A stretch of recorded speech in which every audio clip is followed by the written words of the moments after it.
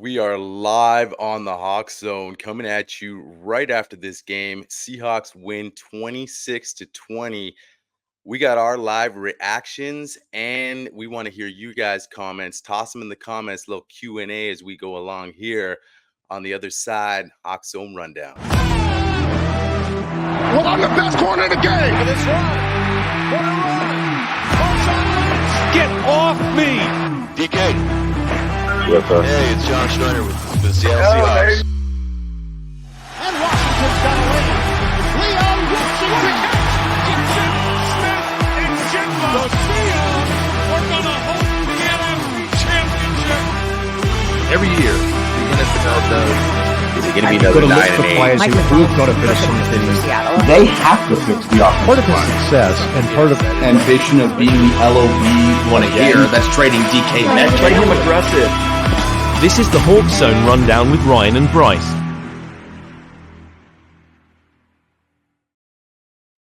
Guys, welcome back to the Hawk Zone. We're coming at you live. Our reactions immediately after this game. 26-20. Mike Macdonald pulling out his first win. Bryce, going to get your reaction in a second here, man. Like, just kind of, we had a little preview show.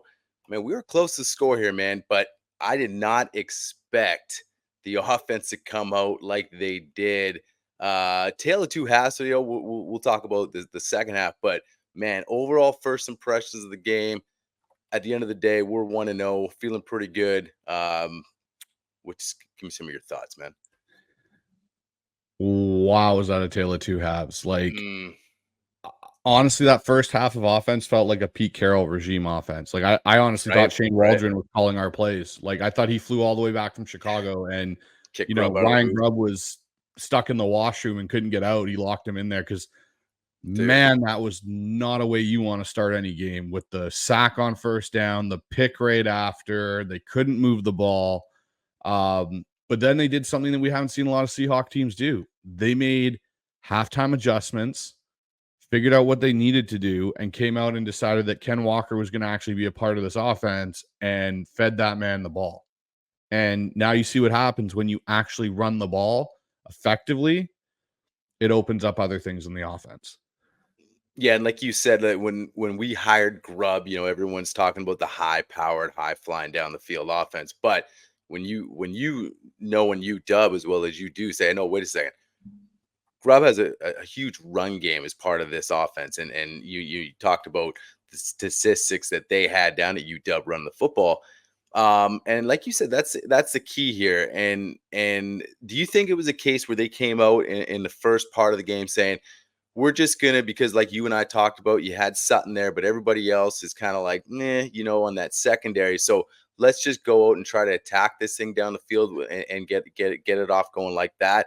And then we'll slowly maybe get the run game going, instead of saying right up the hop, let's get Ken involved and start it off like that. What do you think the thinking was there? Obviously the interior play was real poor at the beginning of the first half as well. So that's another thing that was like, what an adjustment Grubb made. Some of the quicker throws we were seeing, obviously Ken Walker involved now too. But man, like you said, it was the adjustments, the tale of two halves, especially George Fant going down as well. That was another thing where you and I talked about, if he goes down, what happens? So you have all that going into halftime, and it was a completely looking different offense, man. But what do you think coming out, just trying to throw the ball to start the game? I think there was a bit of let's try and shock the Broncos defense. Really, we knew they had one solid defensive back in Patrick Surtain. And I think part of it might have been how good that first drive looked in the Cleveland preseason game. You look at, they had Tomlinson and Bradford and all those guys out there. I think Grubb and Huff maybe thought, hey, look, like all we're doing is putting Williams in. He's an all-pro caliber level, center.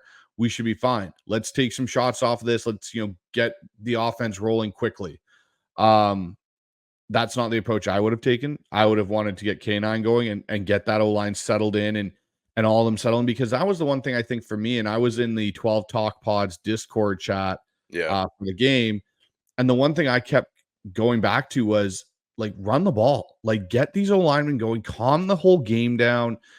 I get we've got DK and JSN and Chenault and Tyler and all these different weapons, but our biggest weapon is the ability to run the ball and give Geno time off of play action. And especially when that first drive went as poorly as it did in 2 plays, immediately after that, I would have started to come out with the run. And the problem was they went to it for a few, and then they went right back to this pass happy thing, and we couldn't get going again.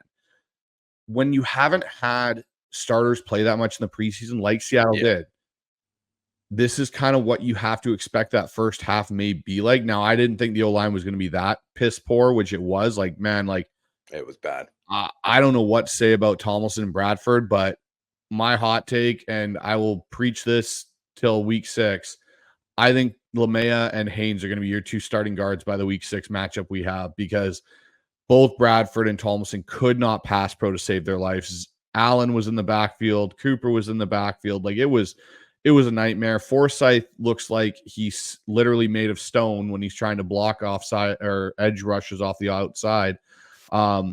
I think there's a good chance that there could be 3 rookies on this O-line before we're halfway through the season, until Abe Lucas is back to take the spot, because I think Mike Jarrell might offer you more athletically. But man, like, I don't know, dude. That D line for Denver isn't anything to really write home about. Well, we talked about that, right?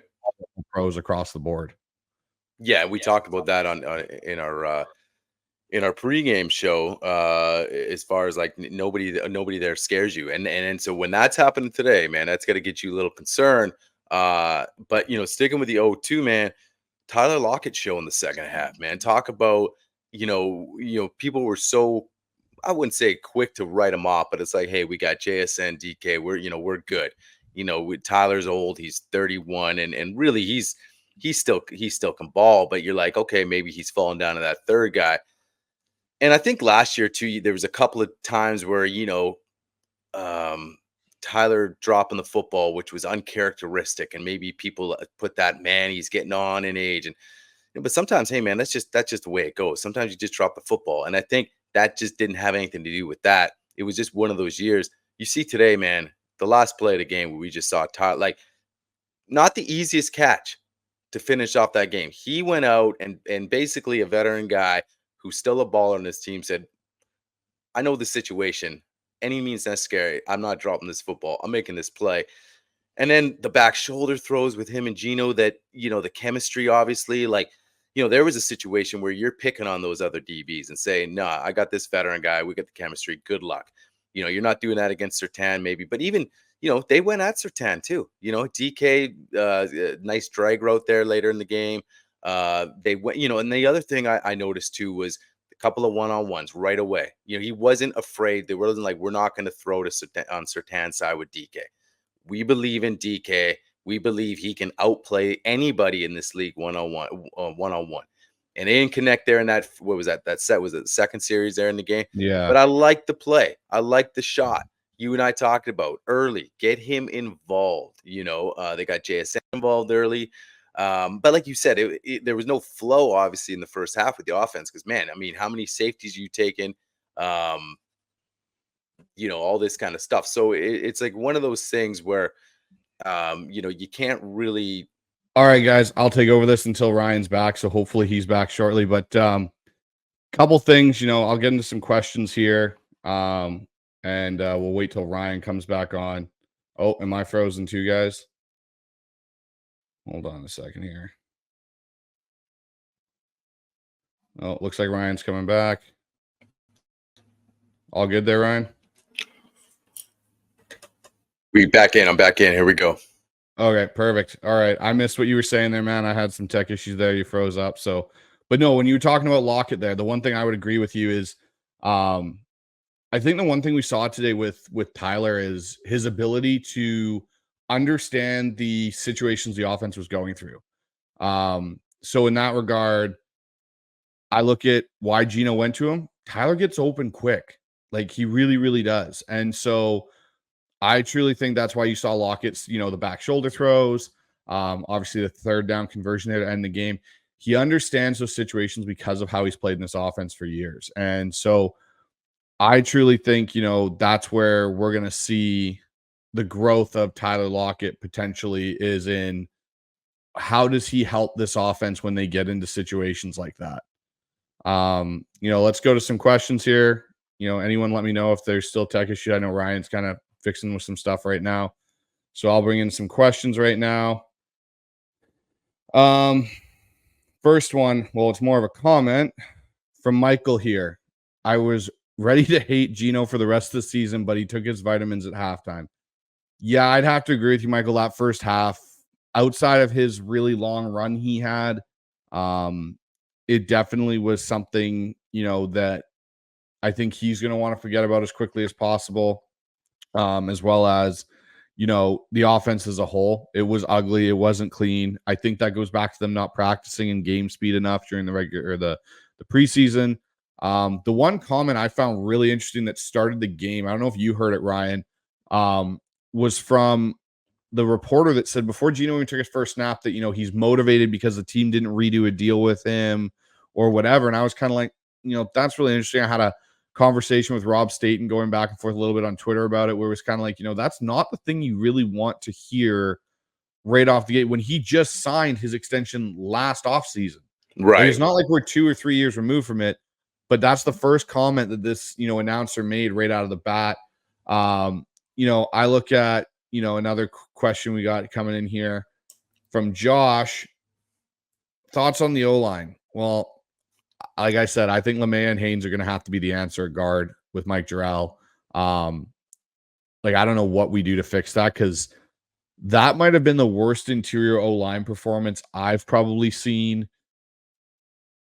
I don't know. People may say even last year. I got to go back farther. I think it's as bad as the 2017 O-line that we had where Russ got, or the year before that, 2016, where Russ got hurt and, sprained his ankle in that Miami game and then his knee. Like, that was really bad. It was horrible.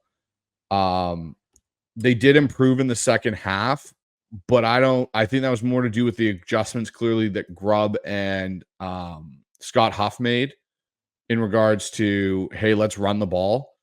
And again, Stone Forsyth looked absolutely horrible out there. It was just, Fan going down is a big thing. Obviously, now you hope Lucas gets back even quicker, man. But like you said, we sat here I think a couple weeks back and we said we were talking about the all 53, and we said we know this is going to be a concern, but how does Grubb work with it? How does he adjust with it? I think last season you had Waldron wouldn't know how to do that. If you had a first half like this last season with Shane, I don't think you'd see that second half with Shane. And to me, that's the difference. And for Ryan Grubb to come out in his first game and witness a half like that, his first half in the NFL, he could to be composed and say, you know what, I have a plan.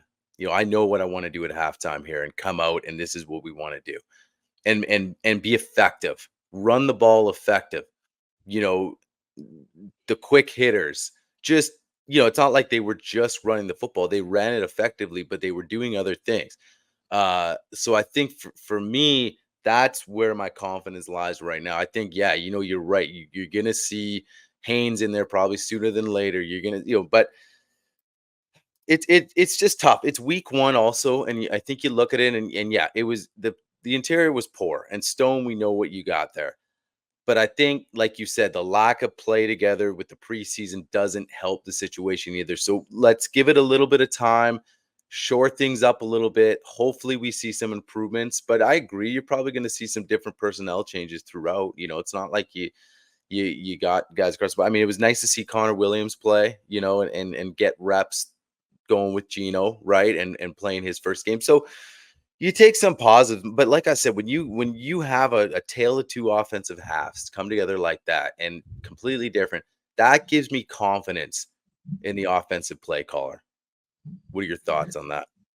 Yeah, no, it definitely does. I look at it in a couple of ways, and I think maybe Grubb kind of got into his UW packages.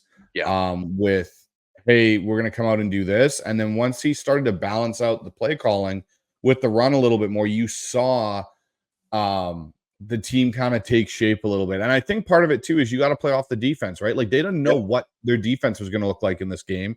We got a good question here from Michael. I'll bring it up here, actually talking about the defense. So just give me a second here. He goes, was the Mike Macdonald defense as advertised to you guys? I 100% agree. From when they got backed up on that first drive within their own 20 and they held them to a field goal, I was extremely impressed because there were no massive gaps. You get so accustomed to this Seahawk defense under Pete Carroll, where in the last 5 or 6 years, there were like guys running by themselves, and we were like, "Where's the closest defender? Like, especially why is this guy so open?" Especially across the middle of the field. Oh, I know it was horrible. And you look at today, guy caught a ball. There was a guy like right next to him, like he was not going for a bunch of extra yards. You look at Julian Love. That is by far. You understand the contract extension now for Julian Love. That was huge. Julian Love felt like, to me, the quarterback by far out there. And not only did he play well, but just, first of all, everywhere on the field. But I'm not even going to sit here and say, one guy stood out over the next guy on that defense. Obviously, Julian Love, his name was called a lot. But to your point, it was attacking the football. Tackling was on point. Like, I don't remember. There was maybe a couple of bounce offs, but it was get to the ball, swarm, and I'm finishing this tackle. How refreshing was it to see tackles, like finishing tackles?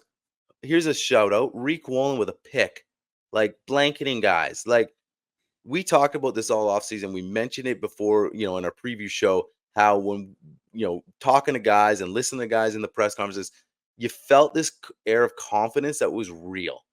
When BS is happening up there at the podium, and when it's real. At least, we've been around long enough where you can kind of, the difference. We've had our guy, and I don't like bringing up the past stuff, but how tiring was it when Russ came up there week in, week out? No matter if they played bad, it was like, we know when you're, bullshitting us, man. And I felt like a lot of these guys, whether it was Dotson or you name it, felt like they have a group here and they're confident and they love Mike Macdonald. And coming out today, man, it was like, whether it was Jenkins, whether it was Dotson, Spoon, everybody played a great game. And like you said, they were on the field in the first half forever because obviously the offensive woes. So it was like, what I think when Love had that pick, I think 2 plays later, they're back on the field. Because I think if I remember correctly, that was the safety. So then, and that's another thing where it's not only are you back on the field so quick, it can be deflating. It's like, we just balled out. We turned the ball over. We got you guys, albeit, at the 1 yard line. And then a safety happens, right? Where it's like a mental mistake, whether it's a hold on in the end zone. Now that's a safety. I think that was the play. It was just so many crazy offensive mishaps that you forget which one was which. But the fact that they just kind of held their ground, held their water, and it's like, okay, we'll give up a field goal, and that gave you confidence, man. Didn't it give you confidence with a defense like that, when you're like, we can play this poor on offense? And not that you want to see that, but for your defense to come out, whether you give the ball, and granted, it's a rookie quarterback, you're going to see some better offenses, but you give them the ball to our own 20, our own 25, wherever, and they give up, here's 3 points. We're just giving you 3 points. And all of a sudden the game's 9-6. And you're like in the game. And as poor as you play, that, to me, I took away from that. Like, yeah, you're frustrated with the offense and you felt like, okay, they'll do something later. But it just gave you the ultimate confidence that, okay, we could struggle a little bit in this offense, but this defense is putting together an identity. And that's where I really felt excited. Yeah, no, and I agree with you. The thing that was nice about this was it was, an ugly type of win. It wasn't pretty. Gino's alluded to it, but this is the first time in a long time we could actually hang our hat and be like, you know what? I trust this defense to get a stop. Right. I trust this defense to maybe create a turnover or get pressure. How often did we see pressure of Nix having to run for his life? And it wasn't like we were blitzing everybody. We had guys in coverage. It was the way that we we're moving guys up and down. Byron Murphy had, his impacts here and there in the game and in the rotation. And you saw Mike Moe, and you saw Draymond Jones actually was effective in this game in his pass rush. And Leonard Williams was a dog in there. But the one guy on defense that I'm really going to, tip my hat to today that I thought made the biggest difference, and something, maybe some people may take this as, not the most positive take, but Tyrell Dotson. It was nice to have a middle linebacker that could cover again and fly around and make plays. That dude was all over the field, and it gave me feelings of what Bobby used to be and what he used to be when he was in his prime. And that's not any shade on Bobby. He's a Hall of Famer, first ballot.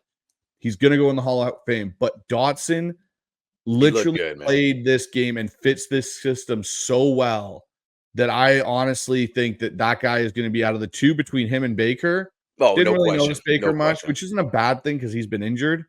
But Dotson, like, there were tackles he made where he was just on the guy's on the ground. That's it. Like, he grabs you, you're on the ground. And, in a year or two, maybe it's pairing him with Tyrese Knight, and you get two guys that are like that on the field. But yeah, I liked it how our defense played. They brought, in a way, they, as Gary says there, they brought the noise back. It came back, and you could hear it. And Reek did his thing, and I posted in the Discord chat. I said the NFL better be prepared because Reek Wolin's back. That was him running across the field again, chasing a guy down and picking a ball. But the thing is, too, is we've had quarterbacks like a Bo Nix. Yes, he's a rookie, but that level of play where they just make enough throws in the past beat us. Kirk Cousins just make enough throws in the past to beat us when he was in Washington, or Colt McCoy, or any of those guys. So, it's going to be interesting to see how this defense evolves, because this is only week 1. What's it going to look like in week 15? That's going to be the real telltale when we go back and look at the tape and go, this is what they were in week 1. Look at where the hell they are now in week 15. Yeah, and all offseason, that's kind of what we said. We said, how is this team trending in November and December, stuff like that? And we said they're not going to be firing all cylinders week 1, week 2, week 3, week 4. Give it 6 weeks at least to start evaluating how this team's progressing. But, you really, you kind of saw how they're progressing between the two halves, especially the offense. But the defense, man, I expected them to come out and look good as, rookie quarterback. But they just looked really good, man. It was the biggest things for me was like, I don't remember any mistakes really. The tackling was on point. They looked like a solid group, and guys were flying around. I agree about Dotson, man.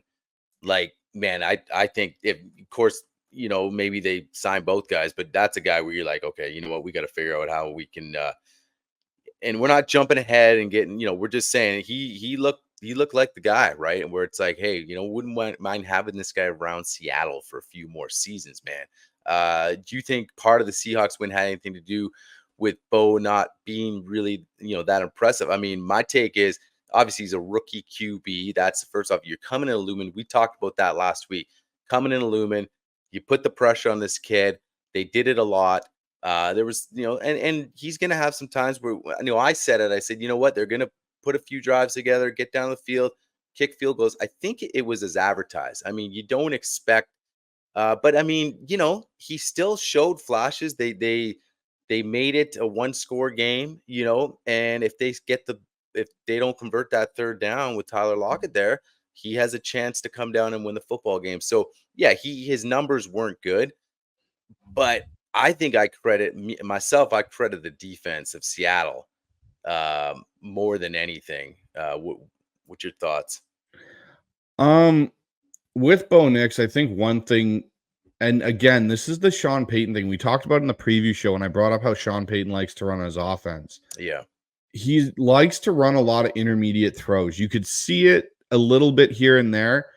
Bo Nix struggled when it came to getting off the first read. You could see it. The pick to Reek, even the pick he threw to Julian Love, he stared down the route the entire time.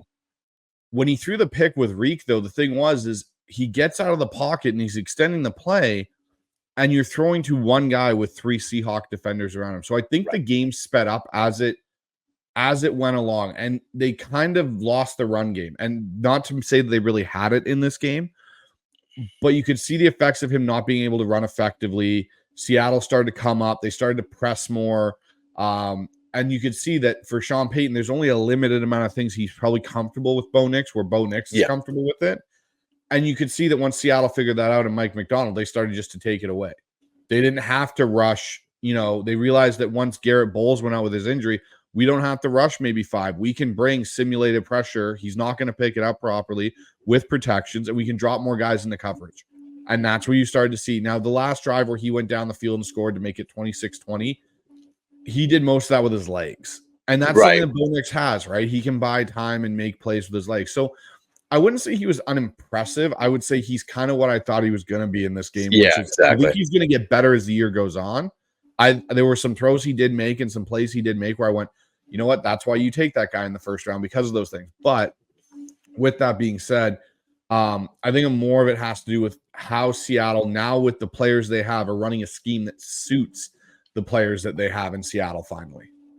Yeah, I agree with that, man. Moving forward, man, you look at this offense. Obviously we talked about the offensive line, and now there's question marks of that interior. I mean, there was question marks going into the season, but as far as personnel might be concerned, moving some pieces around, you're probably going to come back with the same guys next week. But do you think it's Grubb sitting there saying, okay, the way he came out in the second half today is going to say, I'm going to have to really bring a lot more of that, and maybe not exactly, you're not going to see maybe as much as that explosive. I have a little more time in that pocket to set up the deeper routes. You might see just that more of that quick hit. You saw Tyler Lockett back shoulder kind of stuff. And if you got time and if it works one-on-one, DK, boom, hit him. But kind of a lot more consistent what we saw in that second half.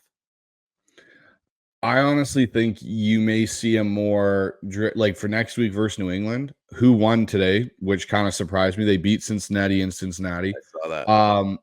I think you're going to see potentially more of a go to the run and start the game with the run and build off of that. I think there could be changes in the interior of that O-line with, I think there's a chance that either Tomlinson and Bradford doesn't start next game and it's Christian Haynes.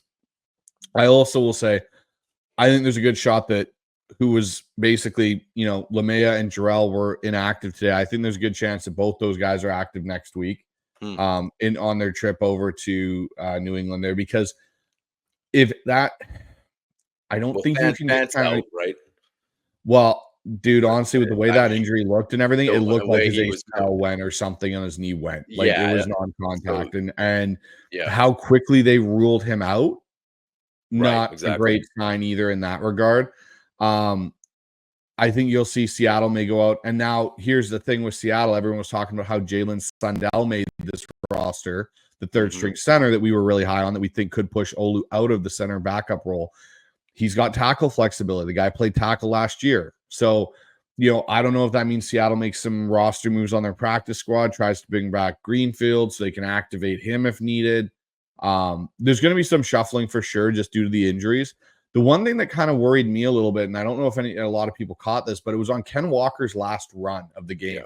You see him kind of cut, and he pulled up, and he fell down short of the marker. I think they made it 3rd and 1 was the play, and then they threw the screen thing to Charbonnet, and he didn't get it. But if you watch Walker, he cuts and then basically falls. Right. And he points at his hip. And last year, he had a hip injury that he couldn't seem to shake. I'm hoping it wasn't anything. Maybe he just tweaked it, felt something off, and they just sat him for the rest of the game. But that's something to kind of keep an eye on this week through practice, is what's the health of Kenneth Walker going to be like? Because, man, when he's going, he's going. But it's these injuries seem to keep creeping up for this guy. And, he's going to be coming into a contract year next year. So that's just something to keep in mind. And Charbonnet did look good today. Like, they used Charbonnet better than we used him at all of last season.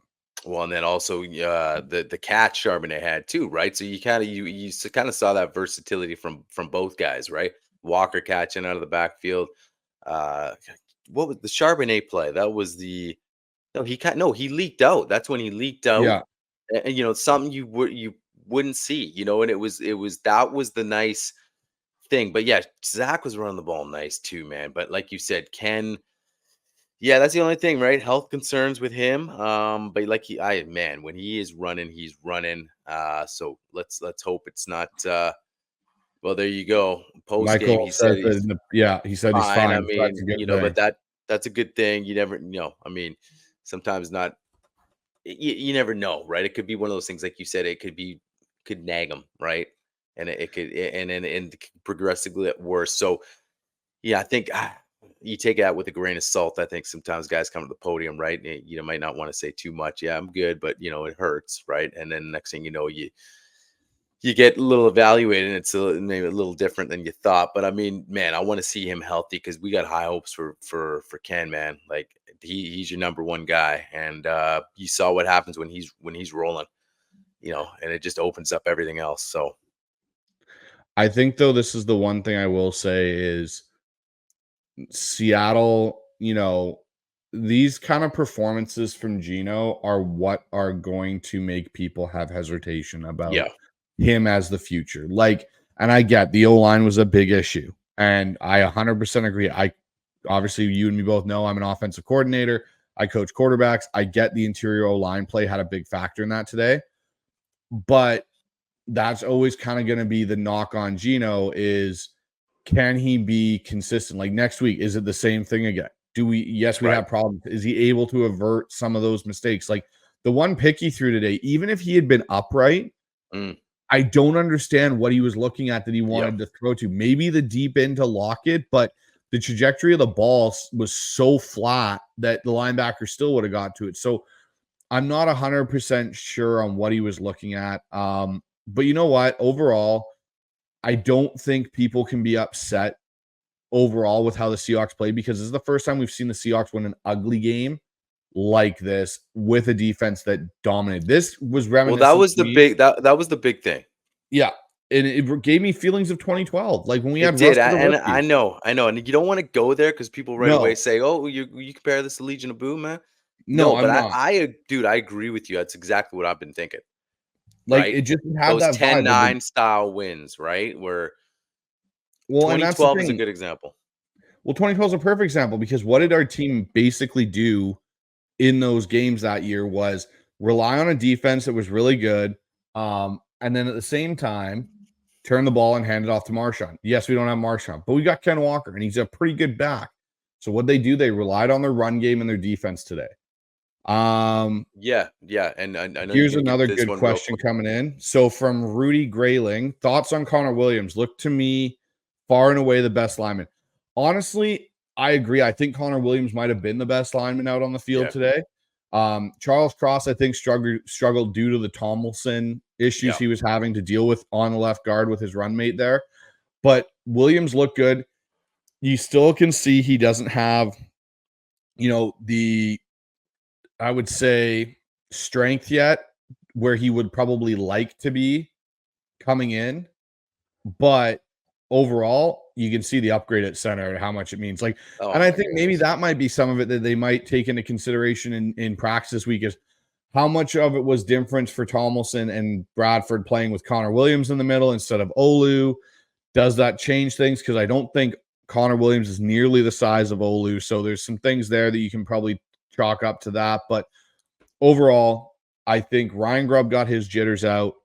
I think the offense kind of got away from what they should be doing and are going to go back to it going forward. We'll see what happens throughout the week and what we hear throughout the week on some of these injuries on George Fant. And, this may speed up the Abe Lucas timeline and see if he can go by week 4 and be ready to go. Yeah, especially if they're I mean, that's the thing. I think it might all depend on what their records do after a few weeks from now, right? Where it's like, okay, you know what, we can afford to let Abe sit another week if we're 3-0 or something like that. And because I think they want to look at this thing long term with him as well. But yeah, my last thoughts real quick too are just I can't say enough about the defense, man. Mike Macdonald kind of coming in here, putting his stamp on things. I think that's the thing. Not only is he the head first, it's his rookie debut head coach, but he's the defense, right? So you look at that and there's expectations. Say, okay, you did that in Baltimore. Can you do it over here? And man, it looked really good. It just looks sound. It looks sound. And, 5 for 18 third downs, right? Like that Denver, so you were getting them off the field, right? And it was just completely different, and I know you just touched on it, but yeah, just the 2012 vibe where you can sit back and be like, yeah, you know what? If the offense isn't cutting it today, we can still win this football game. Turnovers, solid defense, just attacking the football. It was awesome to see, man. I mean, I'm sure you and I will go back and look at the tape again and dissect it. But guys, this is just, we're coming at you immediately after the game. We're just giving you our live reaction. So, not every number in front of us, but it was what we saw and what you guys saw was definitely a refreshing thing to see on that defensive side for sure. So I got one more question, and then I'll say my closing statements on today's game, Ryan. So Michael here, question: more impressed with Spoon or Wolin? I'm more impressed with Wolin because of what he went through last season. Spoon played about as what we expect Spoon to do. He was over the field, he was making plays. Yes, he jumped up on that one. Bo Nix pump fake run in for the end zone for the touchdown. I was more impressed with Reek going back to being who Reek was and traveling and making plays on the ball, shutting down Cortland Sutton for most of the day, getting the pick. Reek kind of looked back to being what we saw when he was a rookie. So that was probably, Michael, to answer your question, I was more impressed with Wolin today, and I think he's potentially going to possibly go back to being an all-pro level corner this year, so we may have end up with two of them. But yeah, it should be very interesting to see how this defense grows, matures, what our offense looks like next week versus New England, because they're going to be riding the high of their win. And so, I'm interested to see what next week's game, but we've got our preview show tomorrow night. We'll be having Seahawks Nerd come on. We'll break down a little bit more of this Broncos game with his analytics, as well as look forward to the New England Patriots and kind of what they look like after their win in Cincinnati to get you guys all ready for next week's matchup. So make sure you subscribe, click that notification button. And I'm pretty sure we're going to have a surprise announcement for you guys either on that or on our post-game show next week in regards to something that we've dropped a little bit of tidbits of information earlier in our shows. Yeah, no, absolutely. That's all coming up, guys. So yeah, check out for all that stuff. Like Bryce just mentioned, subscribe to the channel, helps us out a lot, and just allows us to keep bringing you guys this content that we love bringing you guys. So that's it, man. Quick little reaction show, and we're coming right back at you. So Hawks 26-20, Mike Macdonald 1-0, Seahawks 1-0. It feels good. So enjoy the win, and Hawks are going to be getting right back at it. Get ready for the New England Patriots. So that's it for us. Go Hawks. Go Hawks.